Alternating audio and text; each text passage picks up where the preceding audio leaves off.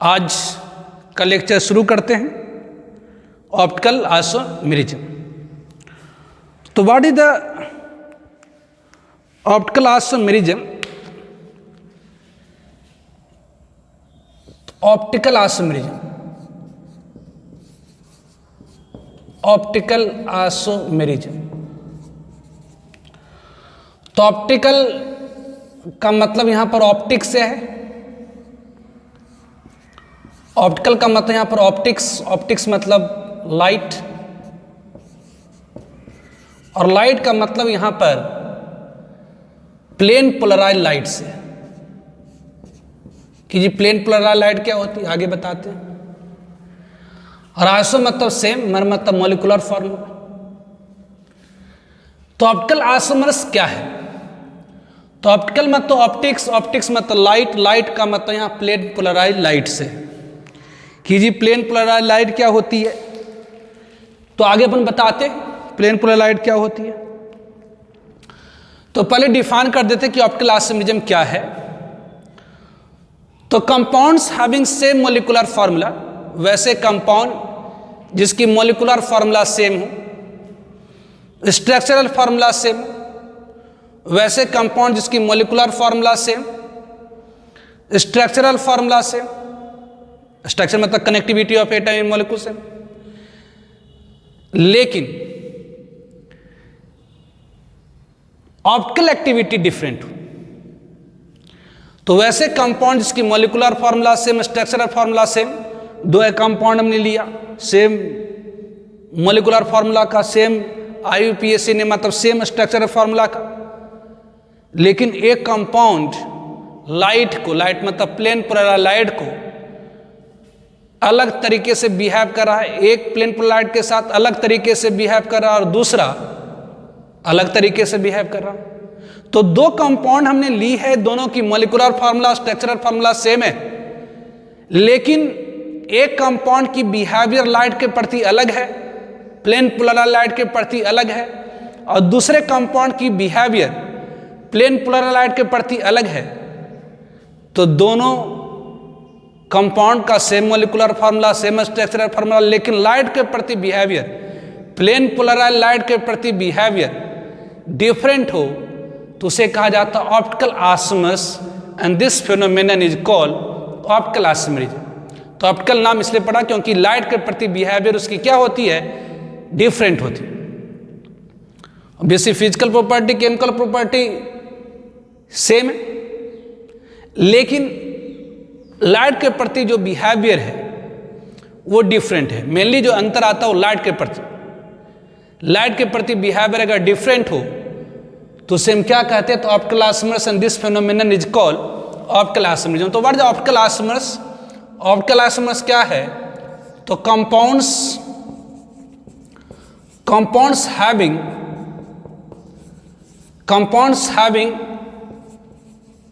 Same molecular formula, compounds having same molecular formula,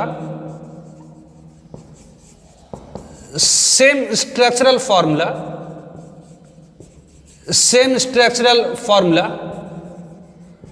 but different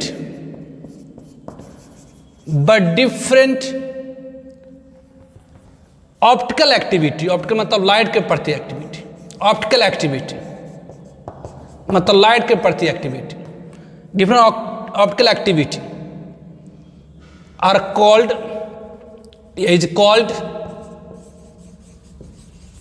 optical isomers, is called optical isomer, and this phenomenon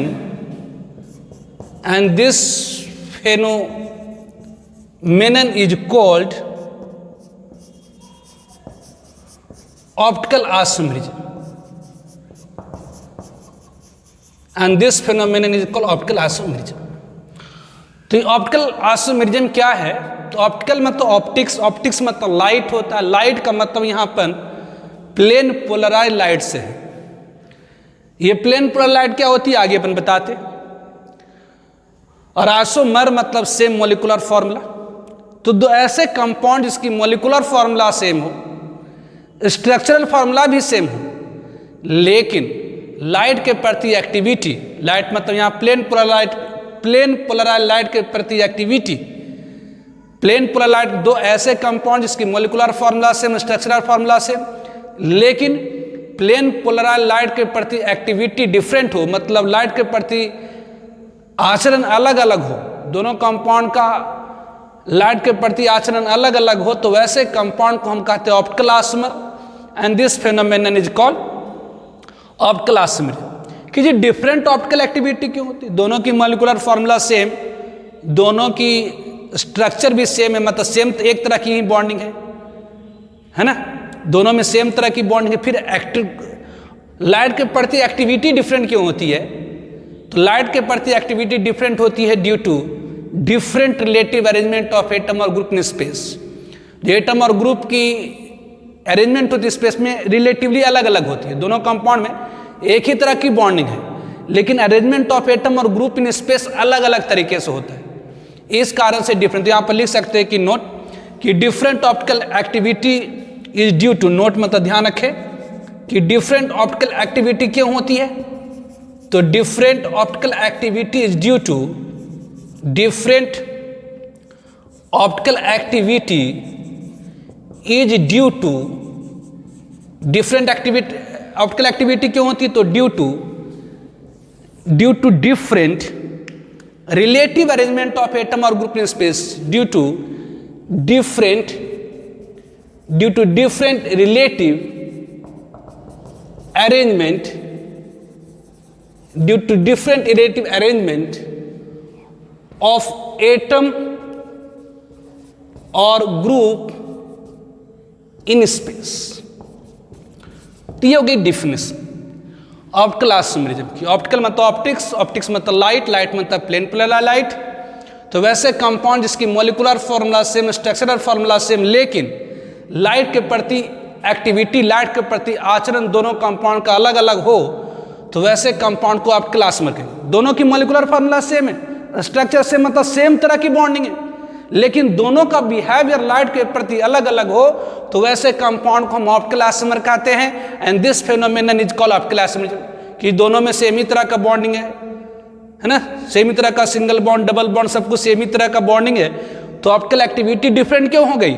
मतलब light के प्रति activity different क्यों हो गई? तो ऐसा इसलिए होता क्योंकि एटम और ग्रुप की जो अरेंजमेंट होती है दोनों कंपाउंड में रिलेटिवली अलग अलग होती है। तो different optical activity is due to different relative arrangement of atom और ग्रुप इन स्पेस। नाउ इसका फर्स्ट वन एक्सपेरिमेंटल एनालिसिस।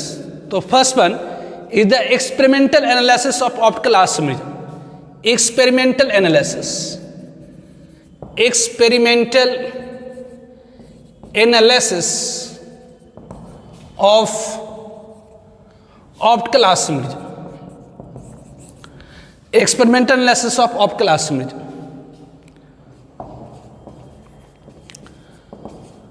तो experimental analysis of optical isomerism, optical isomerism की एक्सपेरिमेंटल एनालिसिस, तो इसमें टर्म्स है। First one is the plane polarise light. इसमें terms क्या है? तो first one is the plane polarise light, plane polarized light, short में लिख देते हैं हम लोग पीपीएल। पीपीएल मतलब प्लेन पोलराइज्ड लाइट। तो ये प्लेन पोलराइज क्या है? तो जो ऑर्डिनरी मोनोक्रोमेटिक लाइट होती है, मोनोक्रोमेटिक मतलब मोनो मतलब सिंगल, क्रोमेटिक मतलब वेवलेंथ। मोनोक्रोमेटिक लाइट मतलब जो ऑर्डिनरी लाइट है, ऑर्डिनरी मोनोक्रोमेटिक लाइट कहते हैं, जैसे सोडियम लैंप है ना, सोडियम लैंप जो अब तो हर जगह एलईडी बल्ब हो गए। स्ट्रीट लाइट में पहले सोडियम लैंप यूज होती थी, तो उसका जो वेवलेंथ होता है 589.6 नैनोमीटर होता है, मतलब एक ही वेवलेंथ की लाइट। तो जो मोनोक्रोमेटिक ऑर्डिनरी लाइट होती है, तो अगर कहेंगे लाइट एक्चुअली है क्या, जो ऑर्डिनरी लाइट एक्चुअली है क्या, तो ordinary light is basically combination है, कॉम्बिनेशन है इलेक्ट्रिक एंड मैग्नेटिक फील्ड की। मतलब इलेक्ट्रोमैग्नेटिक एंड ये जो इलेक्ट्रोमैग्नेटिक वेव होती है, लाइट एक तरह से क्या आती है कि इलेक्ट्रोमैग्नेटिक वेव है, तो जो इलेक्ट्रोमैग्नेटिक वेव होती है, लाइट एक तरह से क्या आती है, इलेक्ट्रोमैग्नेटिक वेव है। तो इलेक्ट्रोमैग्नेटिक वेव एक्चुअली कॉम्बिनेशन है किसकी, तो इलेक्ट्रिक एंड मैग्नेटिक फील्ड की, दो mutually perpendicular electric field and magnetic field जब कंबाइन करता है तो इलेक्ट्रोमैग्नेटिक वेव फॉर्म होती है। फिजिक्स में पढ़ना है कि जब electric field and magnetic field जो म्यूचुअली परपेंडिकुलर होता है तो इलेक्ट्रोमैग्नेटिक वेव फॉर्म करता है, जिसकी स्पीड c इक्वल टू क्या होती है, तो √1/μ0 एन एप्सिलॉन नॉट। जो इलेक्ट्रोमैग्नेटिक वेव की स्पीड होती है 1/√μ0 एप्सिलॉन नॉट। μ0 मतलब permittivity constant in magnetic field and epsilon not is the permittivity constant in electric field. तो जो ऑर्डिनरी मोनोक्रोमेटिक लाइट होती है वो वाइब्रेट करता है, ऑसिलेट करता है इन ऑल डायरेक्शन। कहते जो ऑर्डिनरी मोनोक्रोमेटिक लाइट होती है, ये अगर सोर्स है ऑर्डिनरी लाइट का, तो इससे जो लाइट निकलेंगी वो वाइब्रेट करता है ऑल प्लेन में। तो जो ऑर्डिनरी मोनोक्रोमेटिक लाइट होती है वो वाइब्रेट करता ऑल प्लेन में। जो ऑर्डिनरी, ये ऑर्डिनरी लाइट है। जो ऑर्डिनरी लाइट होती है, ऑर्डिनरी लाइट क्या होता, तो एक इलेक्ट्रोमैग्नेटिक वेव है जो फॉर्म होता है बाय कॉम्बिनेशन या कि superposition of electric and magnetic field, जिसकी speed c equal to √1/√μ0 epsilon naught होती है। तो जो ऑर्डिनरी लाइट, सिंपल है, उतना फिजिक्स तो है नहीं, केमिस्ट्री है। तो ये ऑर्डिनरी लाइट जो होती है, सिंपल ध्यान दीजिए, ऑर्डिनरी लाइट जो होती है वो वाइब्रेट करता है ऑल प्लेन्स में। जब इस ऑर्डिनरी लाइट को निकोस प्रिज्म से पास कराया जाए। निकोस प्रिज्म क्या है, एक स्पेशल टाइप का प्रिज्म है जो बना होता है कैल्साइट का। कैल्साइट मतलब कैल्शियम कार्बोनेट का, मेड ऑफ कैल्साइट। कैल्साइट और है जिसकी केमिकल फॉर्मूला क्या होती है, कैल्शियम कार्बोनेट। तो कैल्साइट में क्या होता है, तो स्लिट्स होते हैं, छोटे छोटे महीन छिद्र होता है। इसमें क्या होता है, तो कैल्साइट में क्या होता है, तो स्लिट्स होते हैं, मेन छिद्र होता है। तो जो ऑर्डिनरी मोनोक्रोमेटिक लाइट जो सारे डायरेक्शन में वाइब्रेट कर रही थी, ऑसिलेट कर रही थी, इसे हम कैल्साइट से बने हुए प्रिज्म से अगर पास कराते हैं, जिसे हम कहते हैं निकोस प्रिज्म। ये क्या है, इट इज कॉल्ड निकोस प्रिज्म। ये निकोस प्रिज्म, ये क्या है, तो निकोस प्रिज्म। ये निकोस प्रिज्म जो बना हुआ है किससे, तो made of calcite, made of calcite, made of calcite. Calcite मतलब कैल्शियम कार्बोनेट। तो जो ऑर्डिनरी मोनोक्रोमेटिक लाइट होती है वाइब्रेट इन ऑल डायरेक्शन। जब इससे पास कराया जाता है निकोस प्रिज्म से जो बना होता है कैल्साइट से, इस निकोस प्रिज्म में क्या होता है, तो कैल्साइट से बने हुए प्रिज्म में क्या होता है, तो मेन छिद्र होता है, मतलब कहते हैं स्लिट्स होते हैं। और जैसे ही ऑर्डिनरी लाइट उन सारे स्लिट्स से पास करता है, एक ही प्लेन में आ जाता है। मतलब इसकी जो ऑसिलेशन सारे डायरेक्शन में हो रही थी, वो सारा ऑसिलेशन एक ही डायरेक्शन में होने लगती है। तो एक ही डायरेक्शन मतलब पोलराइज्ड हो गया। एक ही मतलब डायरेक्शन मतलब पोलराइज हो गया, है ना। एक ही डायरेक्शन का मतलब क्या हुआ, तो पोलराइज हो गया। तो एक ही डायरेक्शन में आ जाना मतलब कहते हैं पोलराइज हो जाना। जैसे क्लासरूम में अगर टीचर नहीं तो जनता इधर उधर मुंडी मारते रहती, कभी उधर देखना उधर देखना, लेकिन सारे जैसे सर आते हैं सारे की ध्यान कहाँ चला जाता, तो बोर्ड पर। मतलब सारे का ध्यान एक ही जगह पर आ गया, मतलब पोलराइज हो गया।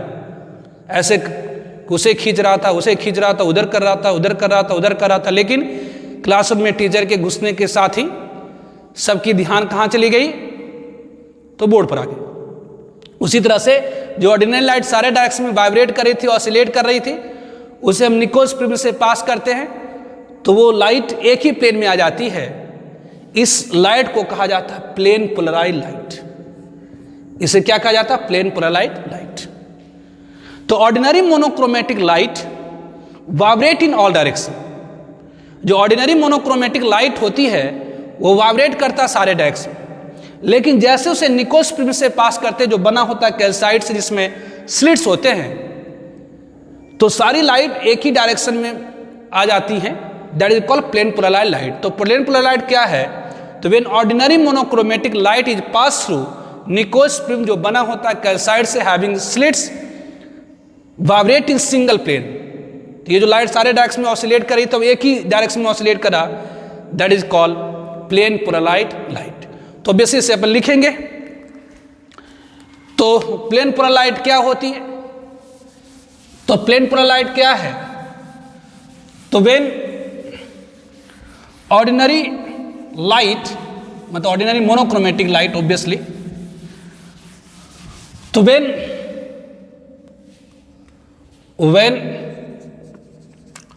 ऑर्डिनरी लाइट, यहां पर लाइट मतलब मोनोक्रोमेटिक लाइट से है, दैट इज ऐसी लाइट जिसका सिंगल वेवलेंथ हो। तो when ordinary light vibrate in all direction, when ordinary light vibrate in all direction, जो कि सारे डायरेक्शन में वाइब्रेट कर रहा होता है, ऑसिलेट कर रहा होता है, पास थ्रू, जब पास कराया जाता है निकोस प्रिज्म से, ये निकोस प्रिज्म क्या होती है? तो made of calcite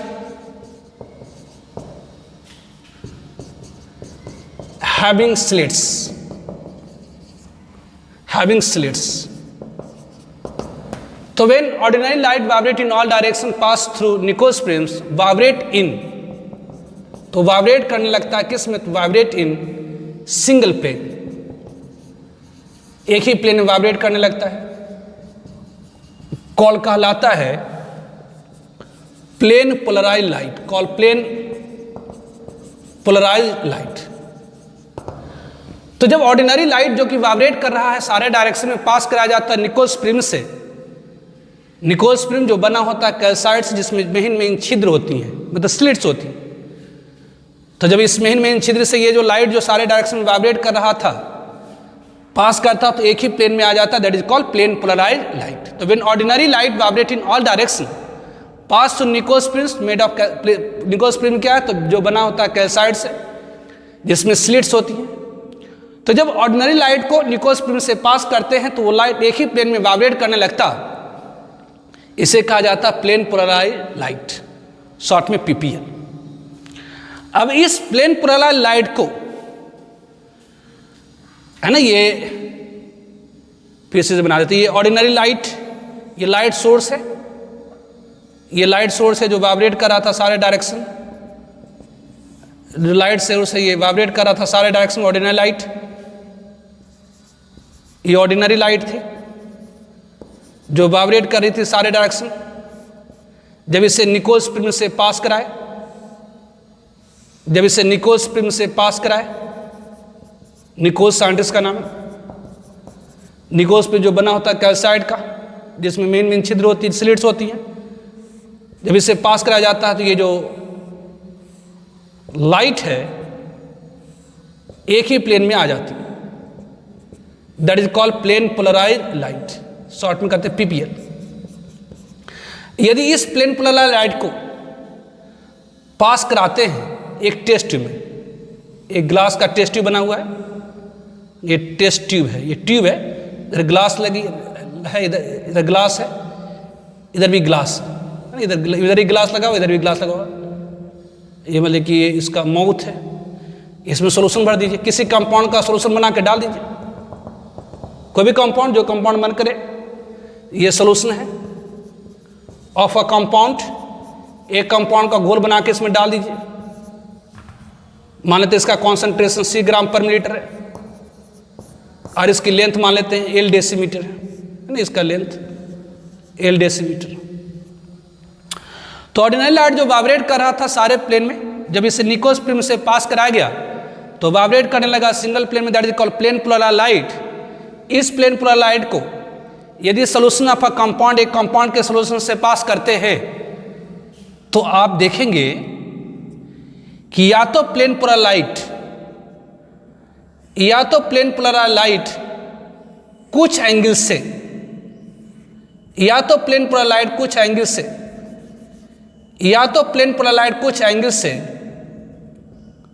clockwise rotate कर गई, या तो प्लेन पोलर लाइट कुछ एंगल से क्लॉकवाइज रोटेट कर गई, या तो प्लेन पोलर लाइट कुछ एंगल से क्लॉकवाइज रोटेट कर गई, या तो प्लेन पोलर लाइट कुछ एंगल से एंटी क्लॉकवाइज रोटेट कर गई, या तो प्लेन पोलर कुछ एंगल से एंटी क्लॉकवाइज रोटेट कर गई, या तो प्लेन पोलर लाइट बिना किसी डेविएशन के, बिना किसी रोटेशन के पास कर गया। इन सब में कोई एक ऑब्जर्वेशन आप पाएंगे। तो ऑर्डिनरी मोनोक्रोमेटिक लाइट जो वाइब्रेट कर रहा था सारे प्लेन में, उसे जब निकोस प्रिज्म से पास कराया गया तो एक ही प्लेन में वाइब्रेट करने लगा, that is plane polar light. जब प्लेन पोलर लाइट को किसी कंपाउंड के सोल्यूशन से पास कराते हैं तो इन सारे में कोई एक ऑब्जर्वेशन आप देख सकते हैं। या तो प्लेन पोलर लाइट कुछ एंगल से क्लॉकवाइज डायरेक्शन में रोटेट कर जाएगा, या कुछ एंगल से एंटी क्लॉक, या बिना किसी रोटेशन के, बिना किसी डेविएशन के सोल्यूशन से पास कर देगा। यहाँ से जो लाइट, ऑर्डिनरी लाइट जो वाइब्रेट कर रहा था सारे डायरेक्शन में निकोस प्रिज्म से पास कराए तो वाइब्रेट करने लगा single plane, that is plane polar light. और ये जो लाइट है, यहाँ ग्लास लगा हुआ है, यहाँ ग्लास लगा हुआ है ना, ये एक ट्यूब है कि ये पूरी अरेंजमेंट जो होती है ना एक इंस्ट्रूमेंट में लगा होता है। ऐसा नहीं कि ये अलग है आपका, ये अलग है, ये अलग है, नहीं, ये सारी सिस्टम एक ट्यूब में लगी रहती है। यहां पर स्क्रीन होगा, यहां पर स्क्रीन होगा और यहां ऑब्जर्वर होगा, इसके आगे ऑब्जर्वर होगा। ये पूरा जो होता है एक ट्यूब के अंदर फिट रहता है, दैट इज कॉल्ड पोलरीमीटर। इसे कहा जाता है पोलरीमीटर, इसे क्या कहा जाता है, पोलरीमीटर कहा जाता है। ये ऑब्वियसली आप जाएंगे कॉलेज के अंदर, आईआईटी के अंदर तो है ना, वहाँ तो मैंने किया इस पर एक्सपेरिमेंट, आप लोग भी जाएंगे तो देखेंगे वो। तो जब ऑर्डिनरी लाइट को जो वाइब्रेट कर रहा था सारे डायरेक्शन में, उसे पास कराया जाता निकोस प्रिज्म से, तो वाइब्रेट करने लगा सिंगल प्लेन में, that is called plane polar light.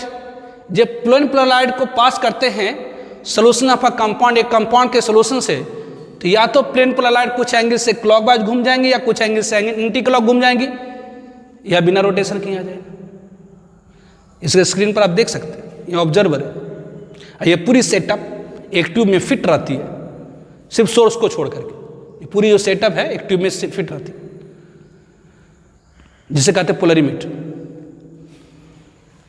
तो जब plane polar light pass through, जब प्लेन पोलर लाइट पास करी किससे, तो सोल्यूशन ऑफ कंपाउंड्स, कंपाउंड के सोल्यूशन से, तो क्या देखें, तो when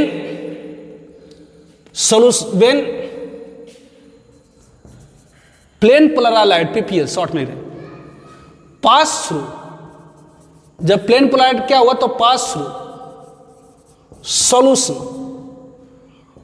ऑफ अ कंपाउंड,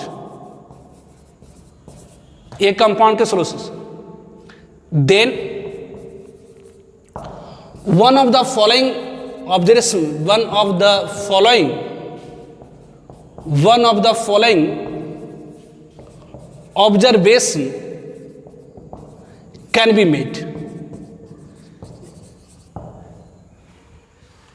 तो निम्नलिखित में से कोई एक ऑब्जर्वेशन आप, ऑब्जर्वेशन मतलब देख सकते हैं, मतलब इन तीनों में कोई एक चीज देख सकते हैं। पहला कि जो plane polar light rotate, plane polar light rotate हो गई है by some angle in clockwise। दूसरा ये आप ये देख सकते हैं कि जो प्लेन पोलर लाइट है rotate by some angle in anti clockwise.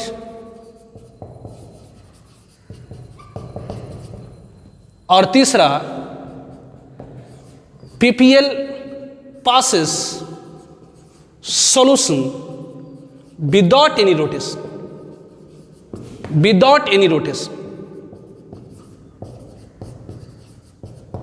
जो प्लेन पोलर लाइट है पास करेगा सॉल्यूशन को बिना किसी रोटेशन। तो जब प्लेन पोलर लाइट पास हुई एक कंपाउंड के सॉल्यूशन से, तो इन तीनों में से कोई एक चीज आप देख सकते हैं, या तो प्लेन पोलर लाइट कुछ एंगल से क्लॉकवाइज डेविएट करेगी, क्लॉकवाइज रोटेट करेगी, या प्लेन पोलर लाइट कुछ एंगल से एंटी क्लॉकवाइज रोटेट करेगी, या प्लेन पोलर लाइट बिना किसी रोटेशन के पास करेगी। तो on the basis of these observation, on the basis of this, इस ऑब्जर्वेशन के आधार पर दो तरह के कंपाउंड कहलाएंगे, एक ऑप्टिकली एक्टिव कंपाउंड और दूसरा ऑप्टिकली इनएक्टिव। ध्यान, ये एक्सपेरिमेंटल एनालिसिस है। एक्सपेरिमेंटली हम कैसे पता कर रहे हैं कि कौन सी कंपाउंड ऑप्टिकली एक्टिव है, कौन इनएक्टिव है। तो on the basis of these observation to types of compound, इसके आधार पर दो तरह की कंपाउंड हो गई, एक ऑप्टिकली एक्टिव कंपाउंड और दूसरी ऑप्टिकली इनएक्टिव कंपाउंड। तो ऑप्टिकली एक्टिव कंपाउंड कौन सी हुई? तो वह कंपाउंड जो पीपीएल को, प्लेन पोलर लाइट को आइदर क्लॉक या एंटी क्लॉक रोटेट करता है, उसे हम क्या कहेंगे? तो ऑप्टिकली एक्टिव कहेंगे। मतलब वह कंपाउंड जो पीपीएल के साथ कुछ इधर उधर कर रहा है, मतलब घुमा फिरा रहा है, घुमा फिरा रहा मतलब एक्टिव है, और जो घुमा फिरा नहीं रहा मतलब इनएक्टिव है। तो on the basis of these observation, इन सारे ऑब्जर्वेशन के आधार पर टू टाइप्स ऑफ कंपाउंड, दो तरह की कंपाउंड होगी, एक ऑप्टिकली एक्टिव कंपाउंड और दूसरी ऑप्टिकली इनएक्टिव कंपाउंड। तो ऑप्टिकली एक्टिव कंपाउंड जो प्लेन पोलर लाइट को घुमाएगा आइदर क्लॉक और एंटी क्लॉक, और ऑप्टिकली इनएक्टिव कंपाउंड क्या होगा? तो जो प्लेन पोलर लाइट को ना तो क्लॉकवाइज घुमाएगा ना तो एंटी क्लॉक घुमाएगा। और ऑप्टिकली एक्टिव में भी दो तरह की होगी, वह कंपाउंड जो प्लेन पोलर लाइट को क्लॉकवाइज घुमाता है उसे हम कहते हैं डेक्ट्रोरोटेटरी कंपाउंड या स्मॉल डी कंपाउंड, या और उसकी एंगल ऑफ रोटेशन को प्लस में लिखा जाता है, प्लस थीटा। और दूसरा वह कंपाउंड जो प्लेन पोलर लाइट को एंटी क्लॉकवाइज घुमाएगा उसे कहते हैं लिबोरोटेटरी। एंटी मतलब लेफ्ट साइड, एल मतलब लेफ्ट साइड, लिबो मतलब लेफ्ट साइड, और डेक्स्ट्रो मतलब राइट साइड। जो राइट साइड रोटेट करेगा मतलब डेक्स्ट्रो, और जो लेफ्ट साइड रोटेट करेगा वो लिबो। तो on the basis of these observation, इन सारे ऑब्जर्वेशन के आधार पर दो तरह की कंपाउंड हो गई, एक ऑप्टिकली एक्टिव और दूसरी optically inactive. Optically active compound वह कंपाउंड हुआ जो प्लेन पोलर लाइट को या तो क्लॉक या तो एंटी क्लॉक घुमाएगा, और ऑप्टिकली इनएक्टिव कंपाउंड वह कंपाउंड हुआ जो प्लेन पोलर लाइट को ना तो क्लॉक ना तो एंटी क्लॉक घुमा रहा। और ऑप्टिकली एक्टिव भी दो तरह की होंगी, एक डेक्स्ट्रोरोटेटरी होंगी और दूसरी लिबोरोटेटरी होंगी। डेक्स्ट्रोरोटेटरी वह हुआ जो प्लेन पोलर लाइट को क्लॉकवाइज घुमा रहा है, जिसे हम स्मॉल डी से रिप्रेजेंट करते हैं, या जिसकी एंगल ऑफ रोटेशन को प्लस थीटा से रिप्रेजेंट करते हैं। और दूसरा लिबोरोटेटरी कंपाउंड, लिबोरोटेटरी कंपाउंड वह कंपाउंड जो प्लेन पोलर लाइट को एंटी क्लॉक घुमा है, मतलब लेफ्ट हैंड साइड में घुमाया, जिसकी एंगल ऑफ रोटेशन को माइनस से रिप्रेजेंट करते हैं, माइनस थीटा। और वह कंपाउंड जो प्लेन पोलर लाइट को नहीं घुमा पा रहा उसे हम क्या कहेंगे? तो ऑप्टिकली इनएक्टिव कंपाउंड। अब इनएक्टिविटी भी दो कारण से होती है। ऐसा पहला कि मॉलिक्यूल की ऐसी स्ट्रक्चर है कि वो प्लेन पोलर लाइट को नहीं घुमा सकता, that is called optical inactivity due to internal compensation. और दूसरा होता है optical inactivity due to external compensation. मतलब दो ऐसे कंपाउंड को लीजिए, मतलब इक्विमोलर मिक्सर ले लीजिए, दो ऐसे कंपाउंड का जो एक डेक्स्ट्रोरोटेटरी है दूसरा लिबोरोटेटरी है, दोनों को मिला करके एक मिक्सर बना दीजिए, और वो मिक्सर घुमा ही नहीं पाए। दो, एक डेक्स्ट्रोरोटेटरी एक लिबोरोटेटरी का बराबर मोल में दो कंपाउंड, इसकी मॉलिक्यूलर फार्मूला सेम हो, स्ट्रक्चरल फार्मूला सेम हो, लेकिन एक डेक्स्ट्रोरोटेटरी और दूसरा लिबोरोटेटरी है। दो कंपाउंड, इसकी molecular formula structural formula same हो, लेकिन एक डेक्स्ट्रोरोटेटरी और दूसरा लिबोरोटेटरी है। दोनों को बराबर मोल मिला करके इसमें डाल दिया तो घुमा नहीं पाएगा, तो उसे हम कहते हैं रेशमिक मिक्स, है ना। तो इसे लिखते हैं कि जब ordinary light, when ordinary light vibrate in all directions pass through Nichols prism made of calcite calcium carbonate having slits vibrate in single plane called plane polar light। जब ऑर्डिनरी लाइट को पास कराते हैं निकोल्स प्रिज्म से तो light vibrate करने लगता है single plane में, that is called plane polar light. When plane polar light pass through solution of a compound then one of the following observation can be made. निम्नलिखित में से कोई एक ऑब्जर्वेशन होंगी। पहला, PPL rotate by some angle in clockwise, दूसरा PPL rotate by some angle in anti clockwise, और तीसरा PPL passes solution without any rotation. तो obviously two types of compound, तो यहाँ पर क्या होगा, तो इसके आधार पर, इस ऑब्जर्वेशन के आधार पर 2 टाइप्स ऑफ कंपाउंड, 2 तरह की कंपाउंड होती है। On the basis of this, इस ऑब्जर्वेशन के आधार पर हम क्या करें, तो 2 तरह की कंपाउंड करें। एक first one optically active compound, optically active compound. Optically active compound किसे कहेंगे, तो कंपाउंड, ऑप्टिकली एक्टिव कंपाउंड किसे कहेंगे, तो compound which rotate, compound which rotate PPL, plane polite, either in clockwise, either in clockwise or anti-clockwise, anti-clockwise। Called कहलाता क्या है, तो दैट विल बी कॉल्ड, वो कहलाएगा क्या, तो दैट विल कॉल्ड, कहलाएगा क्या, तो कॉल्ड कहलाता है क्या, तो that will called optically active compound, called optically active compound, called optically active compound, उसे कहा जाता है optically active compound. 2 types of optically active compound, 2 types of optically active compound, 2 प्रकार की ऑप्टिकली एक्टिव कंपाउंड होती है। First one is the dextrorotatory compound, first one is the dextrorotatory compound, first one is the dextrorotatory compound, या simply और कह सकते हैं D compound, या सिंपल डी कंपाउंड। तो डेक्स्ट्रोरोटेटरी कंपाउंड क्या है, तो compound which rotate,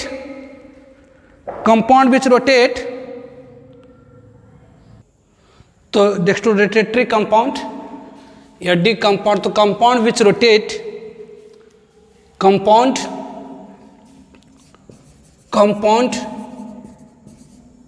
which rotate plane parallel in clockwise direction is called dextrorotatory compound या simply D compound।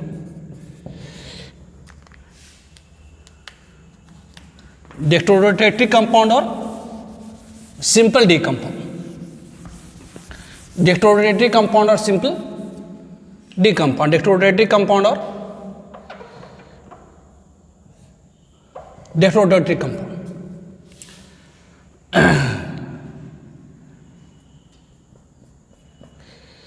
Second one is the, obviously it is represented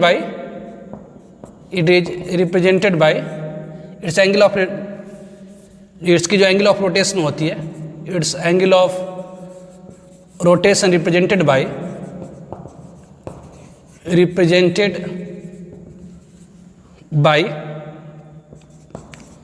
plus theta या plus alpha, कुछ भी कहिए, plus. Second one is the laevo rotatory compound, laevo rotatory compound या simply small L compound, then small D और small L. तो laevo rotatory compound क्या हुई, तो compound which rotate plane polarize in anti clock by direction, anti clock by direction is called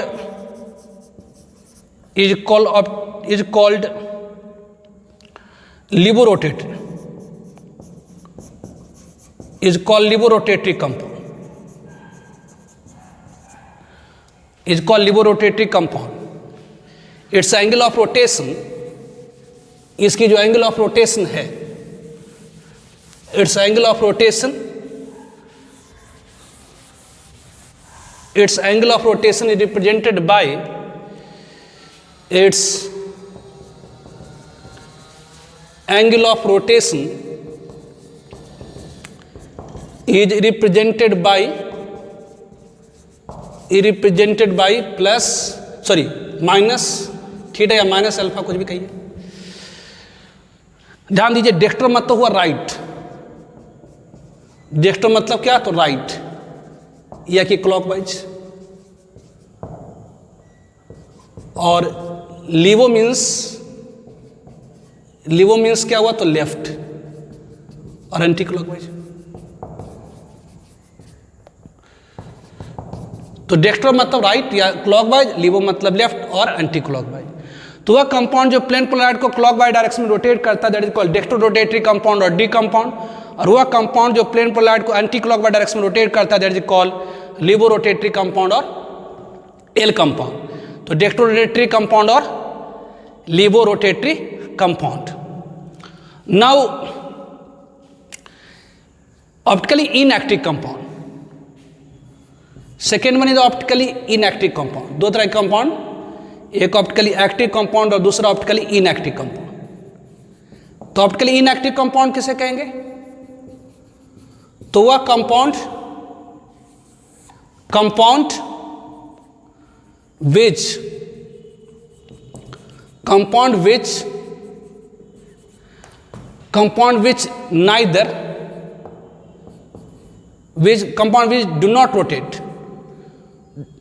which do not rotate, plane polar light either in clockwise or anti-clockwise is called,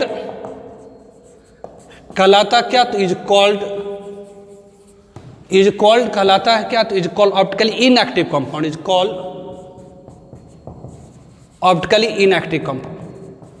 तो वह compound जो plane polarity को either clock या anti clock घुमाता, optically active जो घुमाता नहीं वो ऑप्टिकली इनएक्टिव। ऑप्टिकली एक्टिव दो तरह की, एक डेक्स्टर रोटेटरी, दूसरी लीवो रोटेटरी, ये भी टू टाइप्स। तो optical inactivity take place due to following two reason, एक होता है, ये भी यहाँ भी कह देते टू टाइप्स। दो प्रकार की ऑप्टिकल इनएक्टिविटी होती है, two types. First one optical inactivity due to internal compensation, एक हो जाएंगी optical inactivity due to internal compensation. First one is the optical inactivity due to internal compensation. First one, two types. First one, optical inactivity due to internal compensation. Internal compensation मतलब molecule की ऐसी structure है जिसके कारण वो optical inactive है। दूसरा optical, या इसी को हम लोग आगे पढ़ेंगे मेसो कंपाउंड, या इसी को हम लोग कहते हैं मेसोमर। और दूसरा होगा ऑप्टिकल इनएक्टिविटी ड्यू टू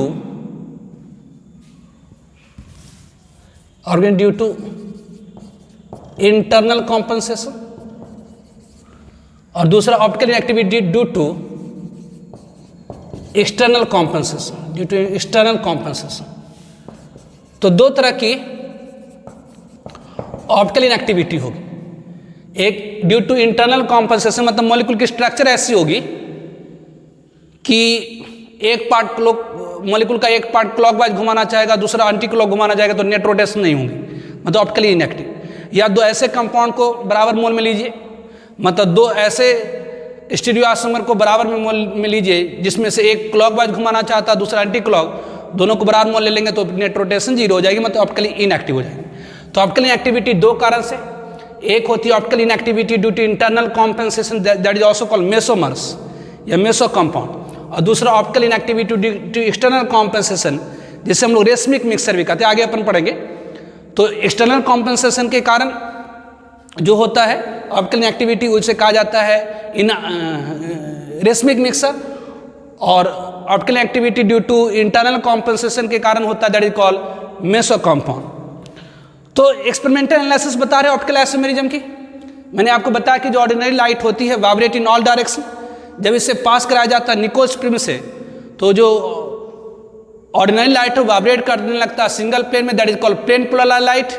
जब प्लेन पोलर लाइट को पास करते हैं सोल्यूशन ऑफ अ कंपाउंड से तो तीन तरह की ऑब्जर्वेशन आप देख सकते हैं, या तो प्लेन पोलर लाइट कुछ एंगल से क्लॉकवाइज डायरेक्शन में रोटेट कर जाए, या प्लेन पोलर लाइट कुछ एंगल से एंटी क्लॉकवाइज डायरेक्शन में रोटेट कर जाए, या plane polar light without any rotation pass कर जाए। तो on the base of this observation दो तरह के कंपाउंड, एक ऑप्टिकली एक्टिव और दूसरी optically inactive. Optically active compound हुआ जो प्लेन पोलर लाइट को या तो क्लॉक या तो एंटी क्लॉक डायरेक्शन में रोटेट करे। इसमें भी दो टाइप की होगी, एक डेक्स्ट्रो रोटेटरी और दूसरी लिबो रोटेटरी। डेक्स्ट्रो रोटेटरी वह हुआ जो प्लेन पोलर लाइट को क्लॉक वाइज डायरेक्शन में घुमाएगा, और लिबो रोटेटरी वह हुआ जो प्लेन पोलर लाइट को एंटी क्लॉक डायरेक्शन में रोटेट करेगा। ऑप्टिकली इनएक्टिव जो प्लेन पोलर लाइट को न तो क्लॉक न तो एंटी क्लॉक घुमाता, दो कारण से होती है, ड्यू टू इंटरनल कॉम्पेंसेशन और दूसरा due to external compensation. Now second one is the observe rotation. Now observe rotation, ये ऑब्जर्व रोटेशन क्या होती है? नो ऑब्जर्व रोटेशन, ये ऑब्जर्व रोटेशन या इसे अल्फा ऑब्जर्व कर देते हैं। तो ऑब्जर्व रोटेशन क्या है? तो एंगल इन डिग्री, ये एंगल इन डिग्री है। ये ऑब्जर्व रोटेशन क्या है? तो एंगल है in degree and minutes. Angle आप जानते हैं डिग्री और मिनट में मेजर किया जाता है। Angle in degree, angle in degree rotated by a compound of concentration C gram per milliliter kept in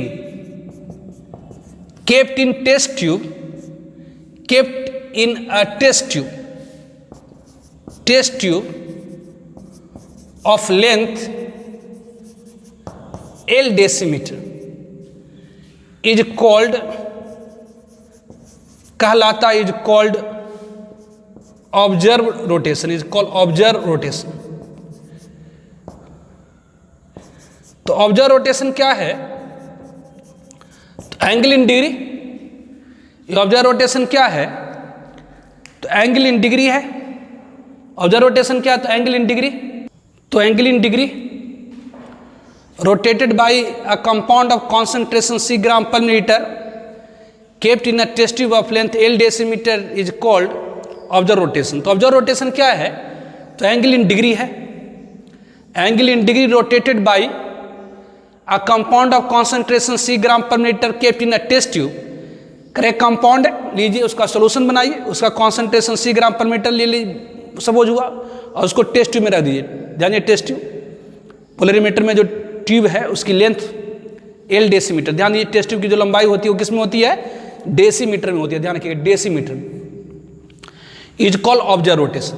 तो angle in degree rotated by a compound of concentration C gram per milliliter kept in a test tube of length L decimeter is called observe rotation. तो observe rotation क्या है? तो angle in degree है। Observe rotation क्या है? तो angle in degree है जो कंपाउंड ने रोटेट किया है, जिसकी concentration C gram per milliliter है, जो रखा हुआ है टेस्ट में, जिसकी लेंथ L डेसीमीटर। ध्यान रखिए जो ऑब्जर्व रोटेशन होती है, observe rotation depends on following factor. जो ऑब्जर्व रोटेशन होती है वो फॉलोइंग फैक्टर पर डिपेंड करती है। Observe rotation depends on following factor. पहला, first one is the concentration of solution. अब कितनी मात्रा में concentration of solution? C gram पर मीटर। कॉन्सेंट्रेशन किस में लिया जाता है? तो ग्राम पर मीटर। तो पहला कॉन्सेंट्रेशन, आपने जो सोल्यूशन बनाया वो गाढ़ा है, पतला है, कैसा है, तो उसकी सांद्रता को। दूसरा, जो एंगल रोटेट होगा वो किसके आधार पर? तो कॉन्सेंट्रेट, ज़्यादा कॉन्सेंट्रेटेड रहेगा, तो जो प्लेन पोलराइट आ रही है ज़्यादा कोलॉइड करेगी किससे? तो सोल्यूशन के अंदर मौजूद कंपाउंड के मॉलिक्यूल से।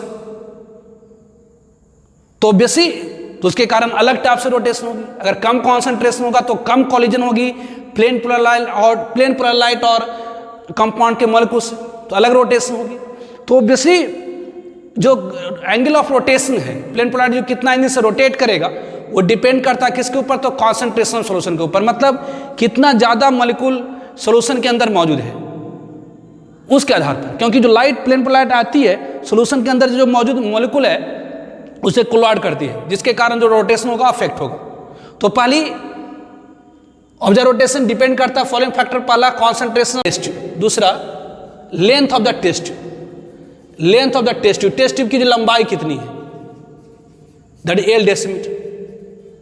ज़्यादा लेंथ होकर रहेगा तो ज़्यादा डिस्टेंस ट्रेवल करनी पड़ेगी लाइट को, मतलब ज़्यादा कोलिजन्स होंगी, उसके कारण जो एंगल ऑफ रोटेशन होगी अफेक्ट होगी। तीसरा temperature of solution, temperature of solution, solution का टेम्परेचर।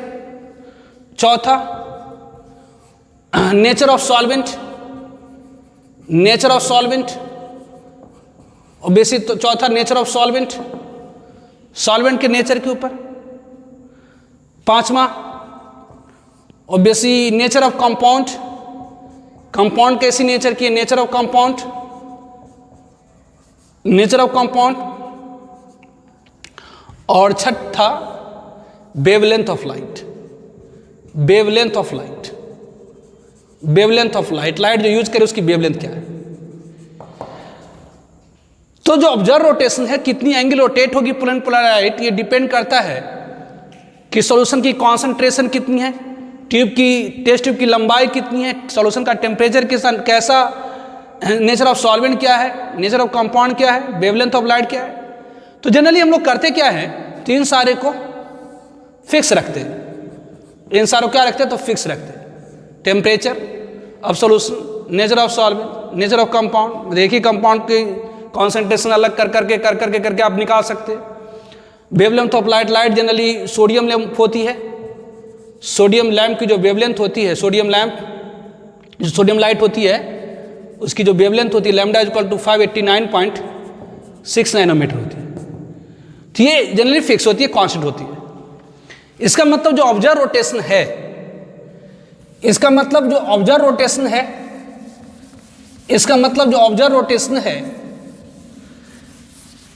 वो डायरेक्टली प्रोपोर्शनल होती है जो अल्फा ऑब्जर्व है, दैट इज, इसका मतलब ये हुआ कि जो अल्फा ऑब्जर्व होगी, जो ऑब्जर्व रोटेशन होती है डायरेक्टली प्रोपोर्शनल होती है सी से, मतलब concentration of solution, C gram पर मीटर।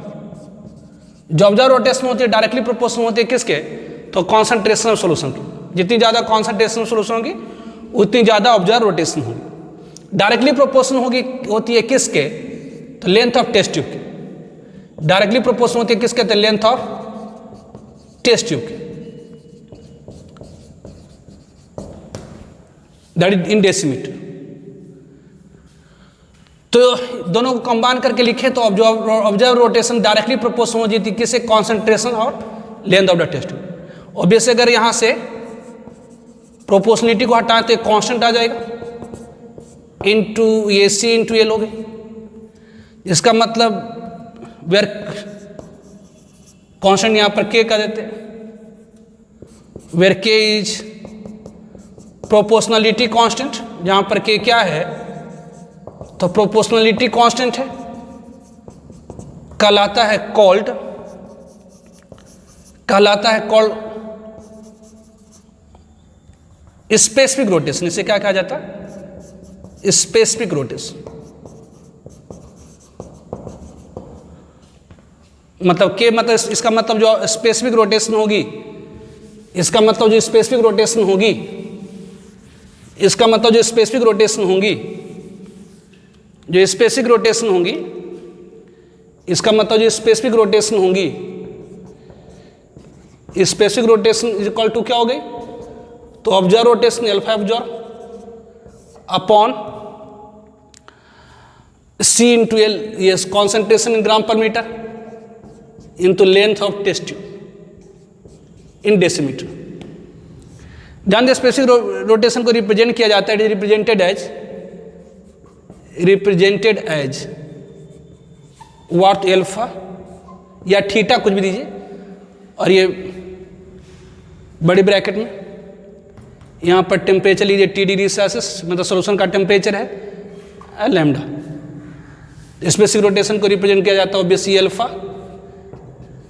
ये टेम्परेचर ऊपर लिखा रहता है, ये भी इज इक्वल टू क्या होगी, तो अल्फा ऑब्जर्व मतलब observe rotation upon concentration in gram पर metre into length of the test tube, ये हो गई। अब जरा देखिए, यदि कॉन्सेंट्रेशन 1 ग्राम पर मीटर लें और लेंथ ऑफ टेस्ट ट्यूब अगर 1 डेसीमीटर लें, if C is equal to 1 gram पर मीटर और length of test tube 1 decimetre ले लें, तो जो स्पेसिफिक रोटेशन हो जाएंगी ऑब्जर्व रोटेशन के बराबर हो जाएंगे। इसका मतलब स्पेसिफिक रोटेशन क्या है, तो ऑब्जर्व रोटेशन ही मतलब रोटेशन ही है, रोटेशन इन डिग्री है या एंगल इन डिग्री है, जो रोटेट किया जाएगा किसके द्वारा, तो सॉल्यूशन जिसकी कॉन्सेंट्रेशन 1 ग्राम पर मीटर होगी और जो रखा जाएगा 1 डेसीमीटर के टेस्ट ट्यूब में। तो स्पेसिफिक रोटेशन इज, तो स्पेसिफिक रोटेशन क्या है, specific rotation is angle in degree, ये एंगल इन डिग्री है, रोटेटेड